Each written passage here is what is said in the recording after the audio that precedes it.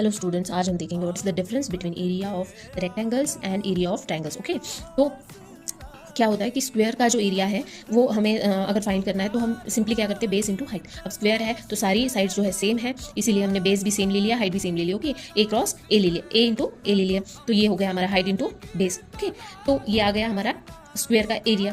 Right, अब हमें निकालना है अगर राइट एंगल ट्रायंगल का एरिया, तो यहाँ पे राइट एंगल ट्रायंगल दिया गया है, तो आप ध्यान से अगर देखेंगे तो ये स्क्वायर का अगर आप हाफ करेंगे तो हमें राइट एंगल ट्रायंगल मिल रहा है। हाफ करना है मतलब क्या करना है, अगर स्क्वायर के एरिया को ही हम हाफ कर दे तो हमें ट्रायंगल का एरिया मिल जाएगा। That's why area of triangle, area of right angle triangle is half into base into height, that is means half into a cross a, because base भी same है, height भी same है। Okay, तो हम सारे जो rectangles आएंगे और सारे जो ट्रायंगल्स आएंगे बेसिकली वही फर्क है। अगर आपको रेक्टेंगल का एरिया चाहिए तो बेस इंटू हाइट आएगा, और ट्रायंगल का एरिया चाहिए तो उसे बस हाफ से डिवाइड करना है।